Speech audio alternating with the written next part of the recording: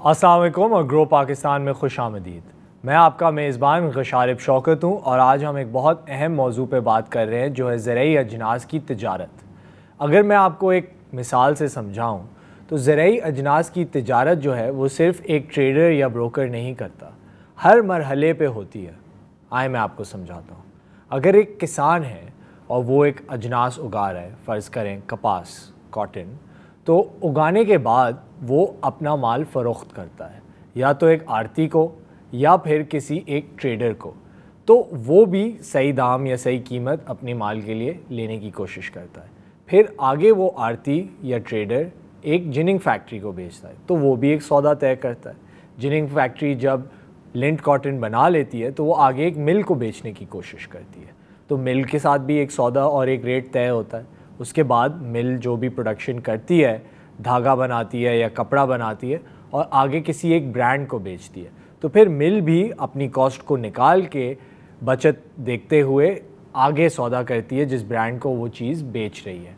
Brand ख़रीद लेती है, ब्रांड ख़रीदने के बाद अपनी दुकान में जाके उस चीज़ को लगा देती है।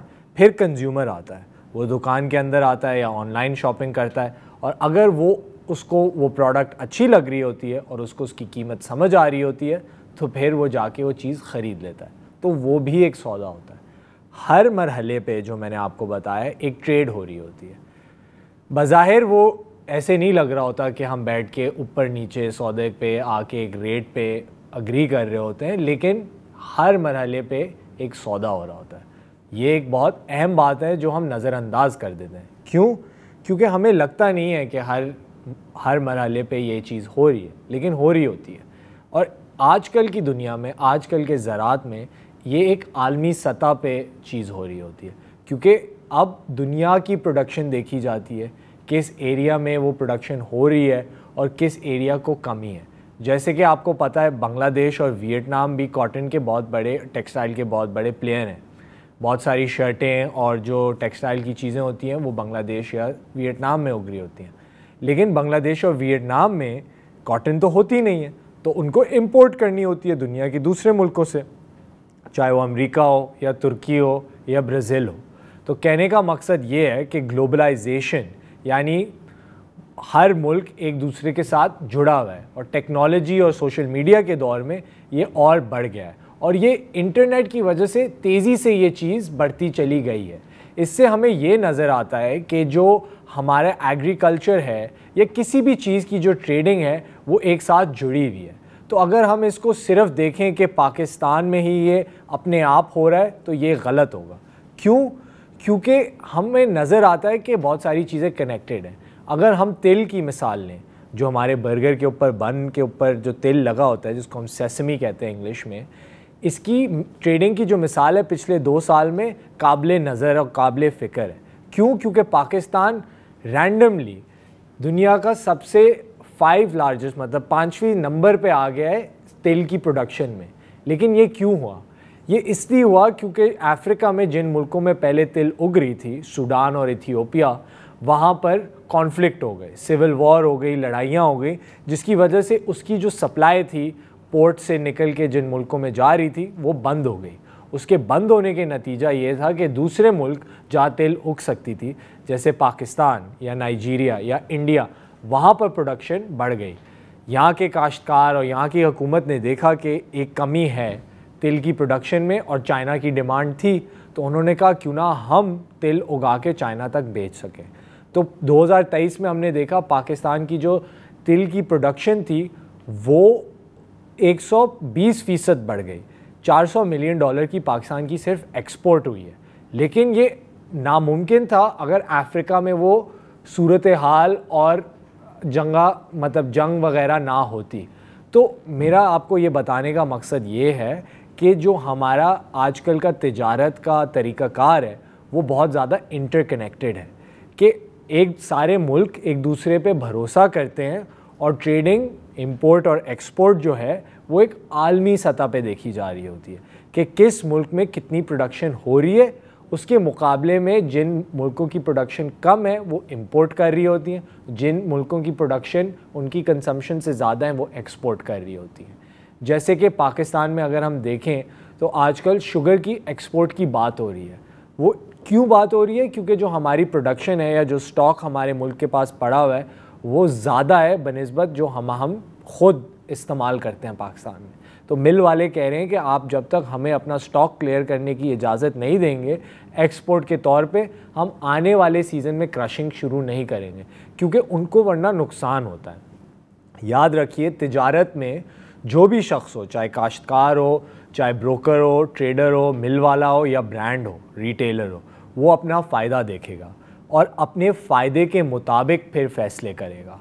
तो सबसे बड़ी बात जो हमें ज़हन नशीन करनी चाहिए वो ये है कि तिजारत के अंदर फ़ायदा यानी प्रॉफिट या बचत सबसे अहम चीज़ है। इसको समझने के लिए आज हमारे पास एक बहुत अहम गेस्ट आए हैं जिनसे हम इसके बारे में मज़ीद बात करेंगे कि पाकिस्तान में ज़राअत की ट्रेडिंग किस तरह होती है, इसको मज़ीद किस तरह बेहतर बनाया जा सकता है और हुकूमत का क्या किरदार है इस सूरत हाल को बेहतर से बेहतर बनाने में। हमारे साथ एक बहुत स्पेशल गेस्ट स्टूडियो में मौजूद है जिनका नाम है मिस्टर फरहान ताहिर। सर, आप कैसे हैं? बहुत अच्छा, thank you sir. Mister Farhan Tahir is the acting managing director and CEO at the Pakistan mercantile exchange, जो रेगुलेटरी बॉडी है, और उन्होंने PMEX को ज्वाइन किया 2007 में और उनकी qualification as a chartered accountant है।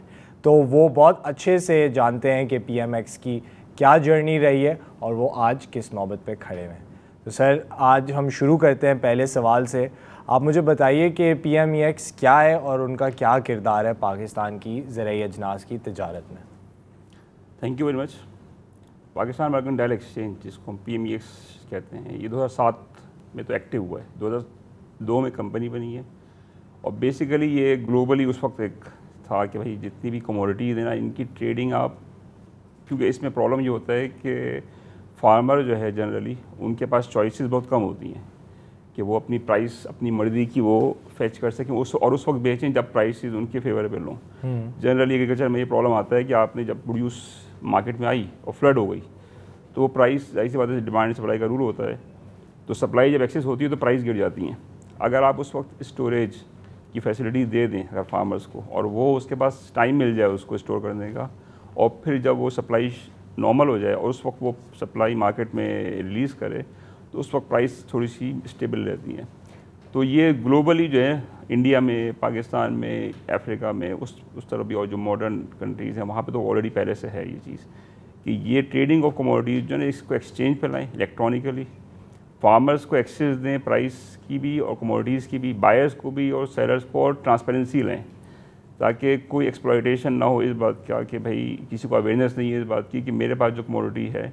और ये तो एंड ऑफ द चेन है basically. Start of the chain ये है कि जब फार्मर ये डिसाइड कर रहा है कि मेरे पास जो भी लैंड है उस पर मुझे क्या ग्रो करना चाहिए, ये एक्सचेंज जो है बेसिकली उसमें भी गाइड करता है।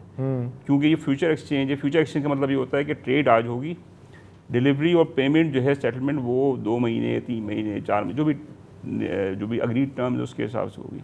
तो फार्मर आज डिसाइड कर सकता है कि मैं क्या प्रोड्यूस मैं ग्रो करूँगा, कौन सी फसल जिसकी प्राइस मुझे मोस्ट फेवरेबल है, और उसकी इनपुट कॉस्ट उसके पास ऑलरेडी होती है जनरली कि मेरे पास फर्टिलाइज़र है, मेरे पास सीड है और जो कॉस्ट है वो, तो वो अगर अपना आज P&L बना सकता हूँ मैं आज बैठ के 4 महीने बाद का, तो ऑटोमेटिकली मेरी आज की डिसीजन मेकिंग बहुत इंप्रूव हो जाएगी। हो सकता है वो ना हो जो मैंने डिसाइड किया, लेकिन कम अज़ कम मेरे पास इन्फॉर्मेशन जो है ना वो अवेलेबल होगी। तो बेसिकली एक्सचेंज जो है ये एक चीज़ ये फार्मर को गाइड करता है, नॉट एज सच के गाइड जैसे मैं अब जाके बताऊंगा, लेकिन मार्केट गाइडेंस मिल जाती है उसको प्राइसिंग के लिहाज से। और दूसरा, जब वो एंड ऑफ द डे जब प्रोड्यूस आ जाएगी उसके पास, तो उस वक्त भी उसको हेल्प करेगा to dispose of at the best prices. और सेम चीज़ बायर के लिए भी होगी। अगर बायर को कोई चीज़ चाहिए तो वो भी महंगी ना मिले उसको, उस प्राइस से मेरे जो बेस्ट है मार्केट में। तो ये एक्सचेंज जो बेसिकली मिडिल मैन या मिडिल ग्राउंड प्रोवाइड करते हैं दोनों को बेस्ट प्राइसेस का। और बेसिकली ये दुनिया भर में जो है ना ये तो अब बहुत एडवांस है, हमारे यहाँ भी थोड़ा सा अभी डेवलपमेंट उसमें साइड पे है, मोड में।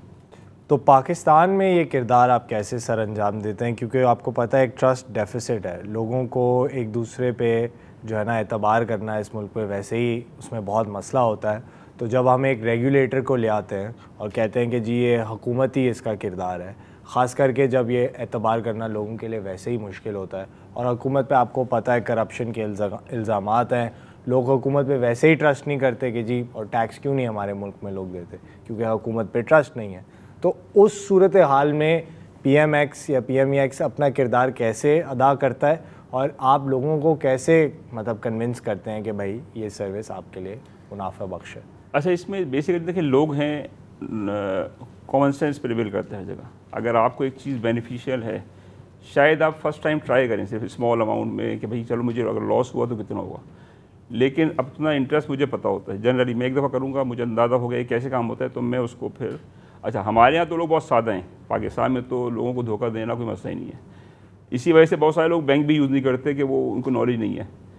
तो हालांकि बैंकिंग सिस्टम आपको प्रोटेक्शन देता है, पेमेंट सिस्टम आप कैश में डीलिंग कर रहे हैं, कैश में लोग कैश लेके घूम रहे होते हैं, हालांकि वो डिजिटली आप ट्रांसफ़र कर सकते हैं। तो बेसिकली तो लोगों को अवेयरनेस देने की बात है और एक्सेस देने की बात है। उनको पहले बताना है कि भाई ये चीज़ है। अच्छा, वो शुरू में वाकई टेस्ट करेंगे, जाहिर सी बात है, वो एक नई चीज़ है, अभी तो कैसे करूँ मैं इस बार। लेकिन मोबाइल फ़ोन एक ऐसी चीज़ और इंटरनेट एक ऐसी चीज़ जिसने लोगों को पूरा चेंज कर दिया है। तो अब जो है ये बहुत आसान है। जो पहले था डिफ़िकल्टी कि भाई आप अवेयरनेस कैसे देंगे, अब शायद वो इतना मुश्किल नहीं है। अब सिर्फ लोगों को एक्सेस देने वाली बात है कि अगर लोगों को बदल जाए और वो टेस्ट करना चाहें तो वो रेडीली कर सकें। तो हम सारा जिस वक्त काम कर रहे हैं वो एक चीज़ ये है कि लोगों को अवेयरनेस हो और वो प्रोडक्ट हो जो लोगों को समझ में आए। मतलब हर चीज़ हर आदमी के लिए नहीं होती। अगर मैं एक आम आदमी हूँ तो जाहिर सी बात है मुझे एग्रीकल्चर से इतना इंटरेस्ट नहीं होगा, वो तो मैं घर में जो जो चीज़ें आती हैं सिर्फ उस तक मेरा इंटरेस्ट है। मार्केट में क्या हो रहा है मुझे नहीं पता। महंगाई होगी, जाहिर सी बात है फिर मुझे आके हिट करेगी महंगाई, लेकिन गोल्ड एक ऐसी चीज़ है जो हर घर हाउस होल्ड में जो है ना उसमें इंटरेस्ट होता है। तो हमारे पास एक तरफ एग्रीकल्चर भी है और एक तरफ वो प्रोडक्ट्स भी हैं जो आम आदमी या हाउस होल्ड ख़वातीन वो भी उसमें इंटरेस्टेड हो सकती हैं। ठीक है, तो सर अगर हम आसान लफ्ज़ों में अपने नाजरीन और सामीन को समझाना चाहें कि PMX पे अगर वो काम करना चाहते हैं तो कैसे कर सकते हैं, आप अंडर अगर 60 सेकंड्स सिंपल लफ्ज़ों में समझाएं तो क्या हो? इसमें पहली चीज़ आपके पास CNIC होना चाहिए, पाकिस्तान के सिटीजन होना चाहिए। फॉरनर की तो मैं बात नहीं कर रहा था, इसी बात है फोन। ठीक है, CNIC अगर है आपके पास तो आपके पास एक मोबाइल सिम होनी चाहिए आपके CNIC पे। तीसरी चीज़ आपका एक बैंक अकाउंट होना चाहिए। अगर नहीं है तो मोबाइल सिम तो आप अभी जाके मार्केट से ले सकते हैं। इसमें डिजिटल बैंक अकाउंट चलेंगे, सब जैज़ कैश सही है, ठीक है। ये तीन चीज़ें अगर आपके पास हैं, CNIC नंबर, मोबाइल सिम और बैंक अकाउंट, ये तीन चीज़ें तो आप अभी विदिन 5 मिनट जो है ना आप हमारे पास अकाउंट खोल सकते हैं। हम अपने ब्रोकर्स के थ्रू काम करते हैं, तो ब्रोकर्स वेबसाइट के थ्रू कनेक्ट करते हैं। हमारी वेबसाइट पे भी उनके एड्रेसेस हैं वेबसाइट के, जहाँ पे आप जाके अकाउंट खोल सकते हैं। विदिन 5 मिनट अकाउंट खुल जाएगा आपका। उसके बाद आपको हम एक अकाउंट नंबर, उसी प्रोसेस में ही आपको एक अकाउंट नंबर भी देंगे जिसमें आप बैंक में अपने पैसे ट्रांसफ़र करें उसी वक्त। और वो ये 24/7 है, मतलब सैटरडे, संडे, ईद, बकरीद, किसी भी दिन आप ये एक्टिविटी। फिर उसके बाद हमारी मार्केट की जो टाइमिंग है वो है वीकेंड पे मार्केट नहीं होती। मंडे मॉर्निंग खुलती है मार्केट तकरीबन 3 बजे और ये डेली 22 आवर्स एक्टिव रहती है। अगर 3 बजे खुलेगी तो 1 बजे रात में बंद होगी, फिर 3 बजे वापस ओपन हो जाएगी। 2 घंटे का गैप आएगा। सही है। और ये इस मार्केट टाइमिंग में आप सारी प्रोडक्ट जो हमारे पास लिस्टेड हैं, उसमें गोल्ड है, फिजिकल गोल्ड है, करेंसीज़ हैं, बहुत सारी कमोडिटीज़ हैं, उसमें आप फ़ंड ट्रांसफ़र जैसे करेंगे आपको एक लॉगिन आईडी और पासवर्ड भी उसी वक्त मिलेगा अकाउंट ओपनिंग के टाइम पे। जब वो उसमें लॉगिन करेंगे आप तो आपके पास अपना जो पैसे ट्रांसफ़र किए वो आपको नज़र आने शुरू हो जाएंगे और फिर आपको वो मार्केट भी नज़र आनी शुरू हो जाएगी जिसमें ट्रेडिंग कर सकते हैं आप। अब उसमें आपको पहले आपको ये डिसाइड करना पड़ेगा कि मैं किस कमोडिटी में जाना चाहता हूँ। गोल्ड में जाना है मुझे, सिल्वर में जाना है। डिसाइड करने के बाद तो फिर आपको कॉन्ट्रैक्ट सारे अवेलेबल हो जाते हैं। अब आपको उसमें सिलेक्शन करना है कि मुझे बाय करना है या सेल करना है। क्योंकि हमारे यहाँ एक फ्यूचर मार्केट है, फ्यूचर मार्केट में एक नॉर्मल फीचर होता है शॉर्ट सेलिंग। शॉर्ट सेलिंग का मतलब ये होता है कि आप बाय किए बगैर बेचते हैं। और नॉर्मल सेलर क्या होता है, नॉर्मल सेलर पहले ख़रीदता है, फिर बाय करता है और फिर सेल करता है। तो शॉर्ट सेलिंग में क्या होता है, बाई नहीं करते, सेल करते हैं, क्योंकि आपको लग रहा होता है कि कमोडिटी प्राइस गिरेगी तो आप महंगा बेचते हैं और सस्ता खरीद लेते हैं। तो डिफरेंस के बाद आप सेलेक्ट किया, बस ये अब नॉर्मल प्रोसेस शुरू हो गया। अब आप ट्रेडर बन गए, आप ट्रेडिंग कर सकते हैं। और आपको उसका रिजल्ट कब मिलेगा? सेम टाइम पे, रियल टाइम। नहीं, बट आपने कहा कि बाद में इंश्योर होता है पेमेंट या फिर नहीं उसकी सप्लाई। ये कह रहा हूँ वो तो डिलीवरी। अगर एक हाँ, अब जैसे गोल्ड कॉन्ट्रैक्ट है हमारा एक, जिसको हम कहते हैं तोला गोल्ड, 1 तोला जो है उसका एक ट्रेडेबल साइज़ कहलाता है, ट्रेड लॉट कहलाती है एक, जो इससे नीचे आप ट्रेड नहीं कर सकते। तो वो तोला की प्राइस आजकल तकरीबन जो है ना वो 2.25 लाख रुपए शायद है, 275,000 है। तो उसका अगर आप जैसे मंडे मॉर्निंग है, आप सुबह आप 9 बजे आप देखते हैं तो वो अवेलेबल फॉर आपके लिए अवेलेबल है बाय करने के लिए। तो आप उसका एक 25% मार्जिन जो है ना हमने डिसाइड किया हुआ है कि एडवांस में जब बायर देगा तो 25% margin as a commitment money देता है, वो ट्रेड लॉक हो जाती है। उसकी जो डिलीवरी होती है वो वीकेंड पे होती है। वीकेंड से पहले हम जो है आपसे 100% पेमेंट, जो रिमेनिंग 75% है उसमें कोई वेरिएशन नहीं आएगा, प्राइस वही होगी जो आपने मंडे को डिसाइड की थी। हाँ वो, लेकिन उसमें जो ड्यूरिंग द वीक अगर उसमें कोई अप्रिसिएशन या डिप्रिसिएशन आएगा वो आपका बेनिफिट या लॉस होगा, लेकिन हम हमसे वही पेमेंट जो रिमेनिंग 75% होगी वही कलेक्ट करेंगे और वो तोला गोल्ड आपके अकाउंट में क्रेडिट हो जाएगा। अब उसमें जो भी अप्रिसिएशन होता है, डिप्रिसिएशन होता है, वो आपके क्रेडिट पे होगा।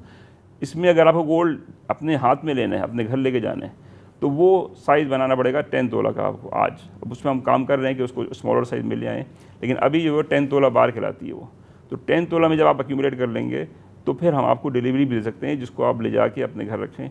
उसमें हमारे पास ऑप्शन ये है कि हम अगर ना ले जाना चाहें तो आप हमारे पास भी रखवा सकते हैं।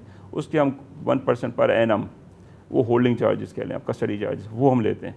तो ये आपका ऑप्शन है, आप बेचना चाहें हमारे पास कभी बेच सकते हैं। जैसे आपने ख़रीदा है अभी, अगर आपको लगता है मुझे बेचना है तो ये अभी बेच सकते हैं आप। ये 22 आवर्स इन अ डे और वीक डेज़ पे। Sir can you tell me कि जो हमारे मार्केट के रेट्स हैं या प्राइस डिस्कवरी है, ये भी एक बहुत इम्पॉर्टेंट हिस्सा है for any sort of an exchange, right? लेकिन जिस मार्केट में हर रोज़ एक बोली लगती हो या मार्केट की मैनिपुलेशन हो रही होती है बाय स्टॉकिस्ट्स और अदर प्लेयर्स जो इन्वॉल्व हैं एक बड़ी सतह पे, तो मार्केट को डिस्टॉर्ट करते हैं और फिर वो जो आपकी प्राइस डिस्कवरी है उसको इतना रियलिस्टिक नहीं रखते। तो नेसेसरीली जो एक एक्सचेंज कोट कर रही है रेट, वो असल में आपको शायद मार्केट में वो रेट ना मिले।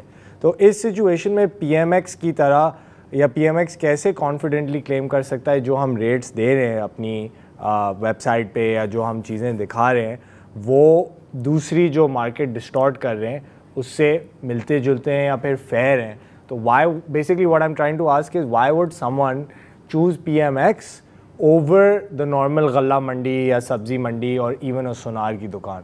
बिकॉज जो आर्बिट्राज है या जो टैक्सेशन है या वो टैक्स ना दे, गोल्ड में माल ख़रीद ले, तो ये बहुत सारे फैक्टर होते हैं which would move someone who is actually trying to buy और सेल टू पीएमएक्स और टू अ मंडी। तो इस पे if you can talk about how the price discovery works and आपके पास क्या फ़वायद हैं जो एक कंज्यूमर को आपकी तरफ खींच के ला सकते हैं।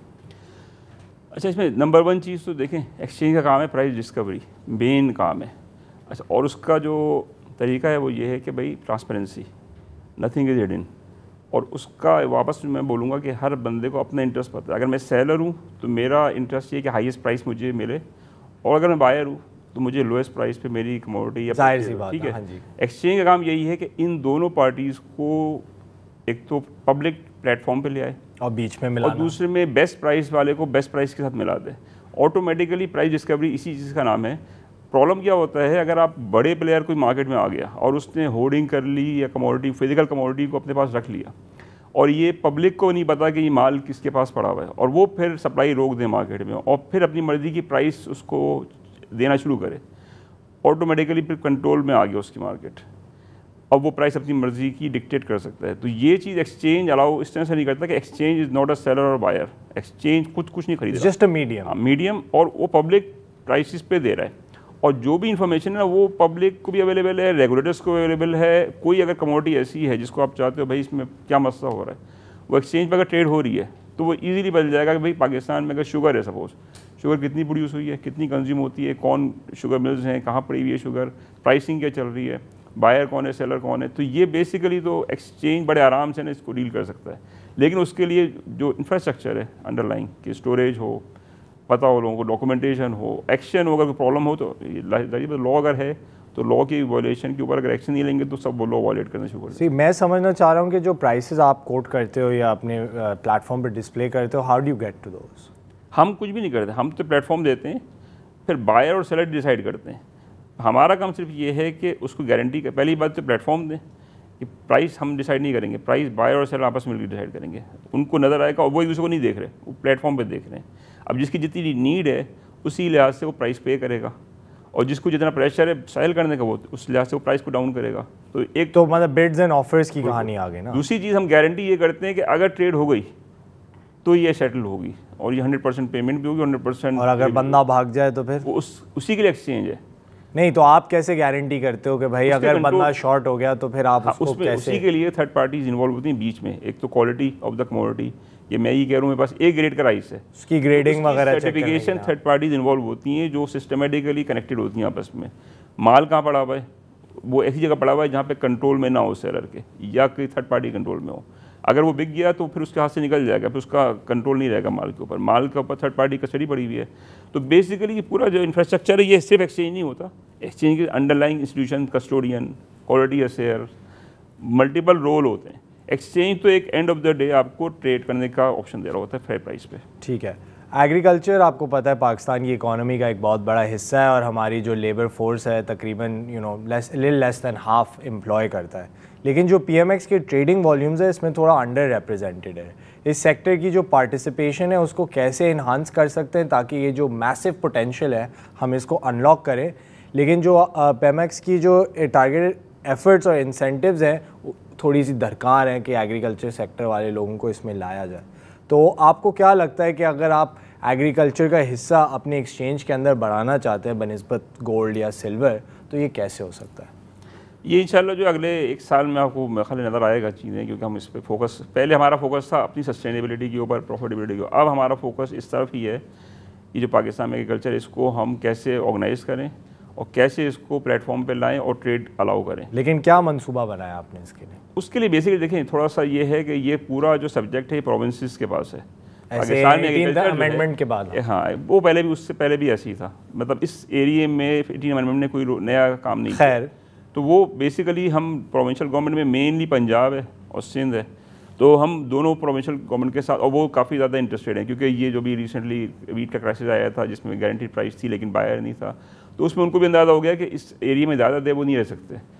तो अब ये प्राइवेट सेक्टर में जब चीज़ें आएंगी, ऑटोमेटिकली इसमें वेयर हाउसिंग भी आएगी, इसमें ट्रेडिंग भी आएगी, इसमें क्वालिटी एश्योरेंस भी आएगी और फार्मर्स को गाइडेंस भी मिलेगी। तो ओवर प्रोडक्शन अगर हो गई तो उसकी स्टोरेज हो सके, या वो at the time of produce जो है उसको गाइडेंस मिले। तो ये एक शॉर्ट टर्म प्रोसेस तो नहीं है, इसमें टाइम तो लगेगा। जाहिर बात जो लिटरेसी लेवल है हमारे यहाँ उसको भी देखते हुए। लेकिन सर सबसे बड़ा फैक्टर है ट्रस्ट का। How do you build the trust? Trust तो हिस्ट्री की बेस पे आएगा, आप शुरू में भी नहीं कर सकते। जाहिर सी बात, एक बंदे को अगर फर्स्ट टाइम आप लाएंगे एक्सचेंज पे, तो शुरू में तो वो मैंने शुरू में कहा था कि स्मॉलर साइज़ करेगा, और जब उसको सेटलमेंट मिलेगी, ये हमने एक्सपीरियंस किया है। बेसिकली मैं आपको एक एग्जांपल देता हूँ, रेड चिली जो है सिंध में कुनरी में, हाँ, वहाँ पे हमने इसको पायलट प्रोजेक्ट किया था। अच्छा, वहाँ पे जो कुछ फंगस वगैरह के इशूज़ होते हैं, जब हम लोगों को पेमेंट मिली और उनको ये पता चला कि ये पेमेंट इम्प्रूव हो सकती है जस्ट बिकॉज कि आप इस तरह से प्रोसेसिंग करें रेड चिली की, तो लोगों ने खुद ही जो है ना उसको इम्प्रूव किया क्वालिटी को। तो बेसिकली जब आप इंसेंटिव देते हो और साथ में फाइनेंशियल बेनिफिट अटैच करते हो, तो ऑटोमेटिकली लोग उस तरफ डाइवर्ट होते हैं। तो इसमें कोई बहुत ज़्यादा समझाने की जरूरत नहीं पड़ेगी। मुझे उम्मीद है कि जो इसमें ऐसी चीज़ है जो नेचुरल है। तो जब जैसे लोगों को मिलेगा इन्फॉर्मेशन, एक्सेस मिलेगा, टेस्ट करेंगे वो, और एक दफ़ा टेस्ट करेंगे तो ट्रस्ट बिल्ड होगा खुद। ठीक है, आपको लगता है इसमें मार्केटिंग का ज़्यादा किरदार है या वर्ड ऑफ माउथ का ज़्यादा किरदार है? मार्केटिंग तो एक थर्ड पार्टी है, वर्ड ऑफ माउथ ज़्यादा ट्रस्ट हमारे यहाँ जो बेसिकली होता है कि दोस्तों में, और वो ही गाइड कर रहे होते हैं। मतलब मार्केटिंग तो लोग कहते हैं, कहने की बात है, पता नहीं अंदर क्या है। तो ज़्यादा बेहतर यही होता है कि लोग, लेकिन क्योंकि इतनी बड़ी पॉपुलेशन, इसमें मार्केटिंग ज़रूरी है। कुछ लोग टेस्ट करें, फिर वो अपने वर्ड ऑफ माउथ से आगे पास ऑन करें। मार्केटिंग ज़रूरी है, क्योंकि आपको पता है मार्केटिंग तो चलें ज़रूरी है, विजिबिलिटी। लेकिन पाकिस्तान में जो चलता है ना वो है मंकी सी मंकी डू, कि मैंने देखा, आजमाया, मुझे फ़ायदा हुआ, मैंने दूसरे को बताया, और फिर मैंने गैदरिंग में बोल दिया 8 लोगों को, तो फिर वो भी मुतासर हो गए, 8 में से शायद 4 या 5 फिर उसको ट्राई कर लें और फिर वो डिसाइड करें कि उनके लिए फ़ायदेमंद है कि नहीं। तो सर आपको पता है कि अभी हम एक गंदम के बहरान से गुजरे हैं, जहाँ पर हमारी ओवर प्रोडक्शन हो गई थी, और फिर रेट जो मिनिमम सपोर्ट प्राइस थी हुकूमत ने जो गारंटी की थी वो किसानों को नहीं मिला, और गंदम का जो 4000 का रेट था क्रैश होकर 3000 से भी नीचे आ गया। अब वो 25 से 2700-2800 के दरमियान चल रहा है। तो किसानों को खासा नुकसान भी हुआ।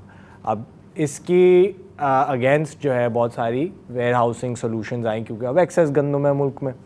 तो आपको क्या लगता है कि जो हमारी एग्रीकल्चर सेक्टर में जो लॉसेस होते हैं पोस्ट हार्वेस्ट के बाद, काश्त करने के बाद जो हमारी फसल या अजनास होती है वो ज़ाया हो जाती है, क्योंकि सही हमारे पास वेयर हाउसिंग या लॉजिस्टिक्स की सर्विसेज नहीं है, तो उसमें इनएफिशिएंसी और करप्शन बहुत ज़्यादा पैदा हो जाती है। तो इसको हम कैसे कट डाउन कर सकते हैं? क्योंकि आपको पता है फूड सिक्योरिटी भी एक बहुत बड़ा इशू है, और हमारी जैसे जैसे मतलब पॉपुलेशन जो है वो बढ़ती चली जाएगी, तो फिर हम इसको कैसे काउंटर करेंगे? क्योंकि इंपोर्ट पे तो हम इन्हिसार नहीं कर सकते, हमें अपनी प्रोडक्शन बनानी है और उसकी स्टोरेज कैपेसिटी पे भी इम्प्रूवमेंट करनी है। तो इसका क्या किरदार है, बेहतर कैसे हो सकती है, और ये पेमेक्स की जो एक्सचेंज है उससे कैसे लिंक्ड है? अच्छा, इसमें बेसिकली जो है ना, एक इशू तो ये है कि ये एक प्रॉपर बिजनेस है, ठीक है ना। गवर्नमेंट जो है बिजनेस नहीं कर सकती। अब गवर्नमेंट इस रोल में जब भी आती है ना, तो वो इनएफिशिएंसी ऑटोमेटिकली क्रिएट करती है। और दूसरा प्रॉब्लम ये होता है कि गवर्नमेंट की अकाउंटेबिलिटी नहीं हो सकती। आप पाकिस्तान में जो प्रॉब्लम गवर्नमेंट की वजह से या इंस्टीट्यूशन्स के हुए हैं, उसके कोई जिम्मेदार नहीं है। अब जो आपको क्लियर पता है कि प्राइवेट सेक्टर में जाहिर सी बात है लॉस मेकिंग एंटिटी नहीं चल सकती, वो बंद हो जाएगी। गवर्नमेंट में बहुत सारी लॉस मेकिंग एंटिटीज चल रही हैं, सिर्फ इस वजह से गवर्नमेंट बैक पर है। तो इसमें जो है एग्रीकल्चर में भी गवर्नमेंट को थोड़ा सा बाहर आना पड़ेगा अपने आप को। ये गारंटीड प्राइसेस हो सकते ज़रूरी हो सकते हैं आपको ये मार्केट खुद ही डिक्टेट कर दे कि शायद गेहूं से अच्छी कमोडिटी कोई और है जो वो उगाएं। अगर मैं एक ज़्यादा वैल्यूबल कमोडिटी उगा सकता हूँ गेहूं से, उसकी ज़्यादा अच्छी प्राइस दे सकता हूँ, मैं गेहूं मार्केट से खरीद सकता हूँ, तो ऑटोमेटिकली फिर मैं वो फसल उगाऊँ जो ज़्यादा मुझे वैल्यू क्रिएट करके दे रही है। इसमें अवेयरनेस ऑटोमेटिकली हमें इसको अवेयरनेस क्रिएट करनी पड़ेगी, एजुकेशन देनी पड़ेगी। और इस वक्त इंटरनेट और मोबाइल फ़ोन ने ये चीज़ बहुत आसान कर दी है। सही sir, last question from my and, अगर आपका एक मैसेज हो फॉर द फॉलोइंग सेक्टर्स, मैं किसी सेक्टर का नाम लूँगा और आप बताएं आपका, या from official stand point, to improve the exchange की ability to increase its business and viability and visibility, तो क्या क्या होना चाहिए आपके मद्देनज़र? पैगाम क्या है आपके लिए, आपका उनके लिए? तो सबसे पहले हुकूमत से शुरू करते हैं। हुकूमत में तो बेसिकली मैं जैसे पहले बोला है कि अपने रोल को बिजनेस से हटा के रेगुलेटर पे लाएं, और जो लॉ वायलेट हो रहे हैं उसको आप ज़रूर जो है चेक करें, क्योंकि अगर वो लॉ वायलेशन में आप कुछ चेक नहीं करेंगे तो फिर वो एक बिजनेस बन जाता है, फिर वो साइकिल और फिर जो ईमानदार आदमी बेसिकली वो फिर समझता है मैं ही गलत हूँ, मैं ही वो जो है ना वही काम शुरू कर दूँ, सब कर रहे हैं। अच्छा, और जो प्राइवेट सेक्टर की कंपनीज है, for example food and agriculture companies, वो तो ऑलरेडी मेरा ख्याल है काफ़ी एडवांस हैं। उसमें कुछ चीज़ें जो हम उनको अभी फैसिलिटेट नहीं कर सकते, कुछ प्रोडक्ट्स हमारे पास हैं जो हम कोशिश कर रहे हैं लाने की। जब वो आएंगी तो ऑटोमेटिकली उनको भी हम अवेयरनेस देंगे, और उनके यहाँ जो लोग हैं इस स्पेसिफिक फील्ड के, क्योंकि प्लेयर्स तो वही होंगे। आम आदमी एक्सचेंजेस में ना हर प्रोडक्ट में नहीं आता, जैसे मैंने पहले बताया था। तो जिस कमोडिटी की जो भी कंपनी जिस कमोडिटी में डील कर रही है, वो अगर हमारे प्लेटफॉर्म पे होगी तो वो खुद ही हमारे पास आएंगे इसको देखने के लिए कि वो उनके लिए बेनिफिशियल है या नहीं है।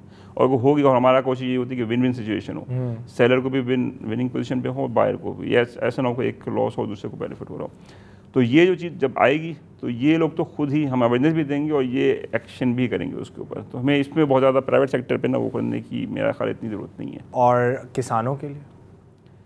किसानों के लिए ये मैं कह रहा हूँ कि हम उसमें तो उनको फोकस हमारा उसी तरफ है, उनको फैसिलिटेट करें, उनको अवेयरनेस दें, एक्सचेंज के प्लेटफॉर्म पे लाएं, वो उनकी जो कमोडिटीज़ हैं उनको हम ट्रेडेबल बनाएं, और फिर उनके और साइज़ भी ऐसा रखें जो मैनेजेबल हो, और फिर वो स्टार्ट। उसमें बहुत सारे लोग ऑलरेडी काम कर रहे हैं, बैंक्स काम कर रहे हैं, क्योंकि बैंक्स की लैंडिंग भी उस तरफ है, कमोडिटी फार्मर्स को दें, तो वो भी हमारे साथ हैं इसमें। बहुत सारी एग्री टेक कंपनीज़ हैं वो इसमें हैं, माइक्रो फाइनेंस बैंक्स हैं, तो बहुत सारे लोग ऑलरेडी, और स्टेट बैंक, SCB, उनका भी इस तरफ काफ़ी जो है ना फोकस है कि एग्रीकल्चर साइड में फार्मर्स की जो एक्सप्लॉयटेशन है या उसकी जो लिमिटेशन उसको कम करें। हमारा भी फोकस वही है। तो मेरा ख्याल इस वक्त काफ़ी ज़्यादा फोकस इस तरफ है कि फार्मर्स की जो प्रोड्यूस हो उसकी प्राइस बेस्ट उसको मिले, और उसको हम फैसिलिटेट करें, उसको एजुकेट करें।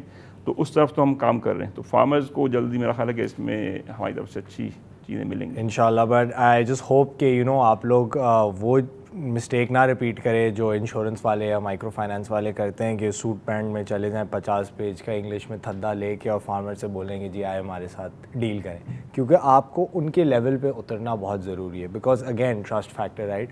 हम अंग्रेज़ी में जाके बोलेंगे, वेस्टर्न ड्रेस में जाके उनसे गुफ्तगू करने की कोशिश करेंगे, जब वो एक देसी आदमी शायद जिसको पढ़ना भी ना आता हो सिवाय नंबर्स के।